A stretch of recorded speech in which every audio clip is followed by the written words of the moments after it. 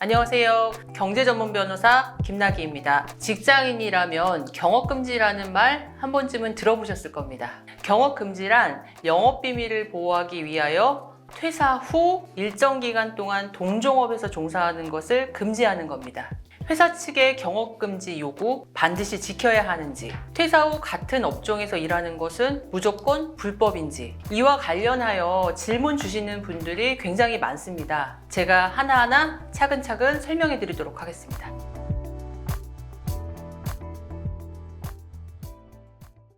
동종업계로 이직을 하면은 무조건 경업금지 위반인가요? 동종업계 이직 자체는 불법이 아닙니다. 하지만 영업비밀을 반출하거나 부정사용한 경우에는 침해로 간주될 수 있습니다. 일부 회사는 퇴사 후 동종업계로 이직하지 않겠다고 약속하는 서약을 체결하기도 합니다.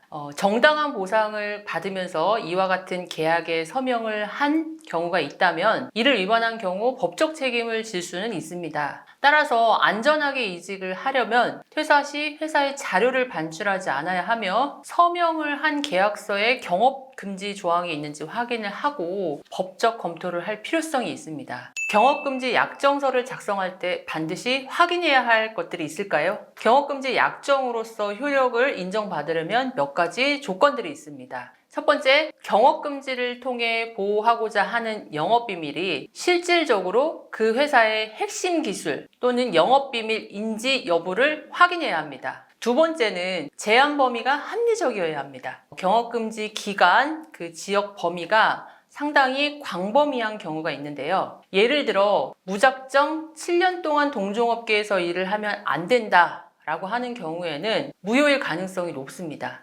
다음으로 이러한 경우 보상이 있는지 유무입니다. 일정 기간 동안에 일을 못함으로 인해서 일정한 보상이 이루어진다라고 하면은 이 경업금지 조항은 유효할 가능성이 높습니다. 그 이외에도 근로자의 퇴직 전 지위, 근속 연수가 영향을 줄 수 있습니다. 때문에 경업금지 약정에 사인을 하거나 관련 사안에 휘말렸을 경우에는 이러한 부분들을 꼼꼼히 확인을 해야 합니다. 강요받은 경업금지 약정서, 법적 효력이 있을까요? 최근에는 영업비밀을 지키기 위해서 근로자에게 경업금지 약정서를 요구하는 회사가 다수 있습니다. 근로자의 입장에서는 이를 거부하기란 사실상 쉽지 않은데요. 만약 강요에 의해서 경업금지 약정서를 작성했다라고 하면 계약의 자유가 침해된 것을 이유로 법적 무효가 될 가능성이 높습니다. 그렇다면 계약의 강제성이 있었다라는 것은 어떻게 증명을 해야 할까요? 이는 당시 상황을 입증할 수 있는 이메일, 문자 내역, 전화 통화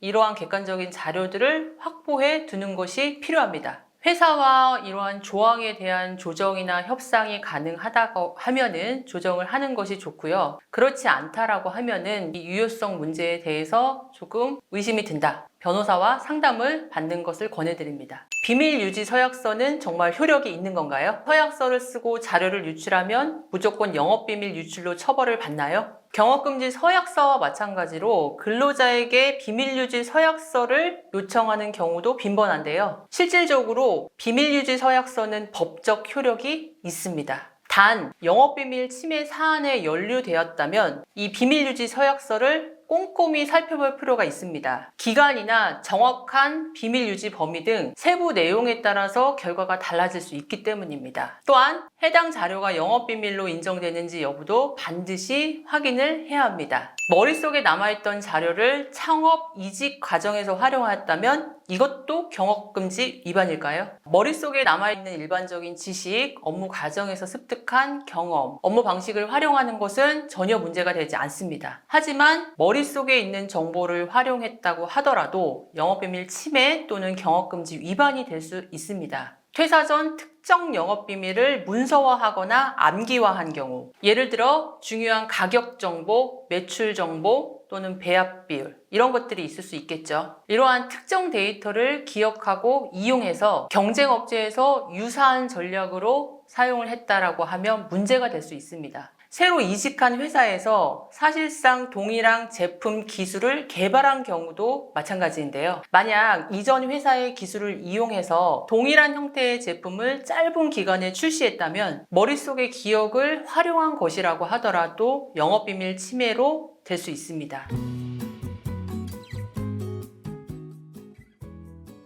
정확한 내용을 확인하지 않으시고 경업금지 약정서에 사인을 하시는 분들이 다수입니다. 의도치 않게 취업 등의 불이익을 받을 수 있는 상황이 발생할 수 있기 때문에 경업금지 약정서에 사인을 하기 전에는 반드시 관련 조항을 확인하셔야 합니다. 만약 약정을 하였다고 하더라도 그 내용이 과도하다면 무효 주장도 가능합니다. 불합리한 부분이 있다면 회사 측의 주장을 객관적인 법리와 근거로 무효화 주장을 해야 하며 퇴직, 이직 과정에서 관련 사안에 연루될 가능성이 있다면 반드시 관련 사건에 경험이 있는 전문 변호사와 상담을 하신 후 철저히 대응을 하셔야 합니다. 오늘 영상이 도움이 되셨다면 구독, 좋아요를 눌러주시고 경업금지와 관련해서 궁금한 사항이 있으시거나 도움이 필요하시면 댓글이나 아래 전화번호로 연락 주시기 바랍니다. 지금까지 법률사무소 청내 대표변호사 김나기였습니다.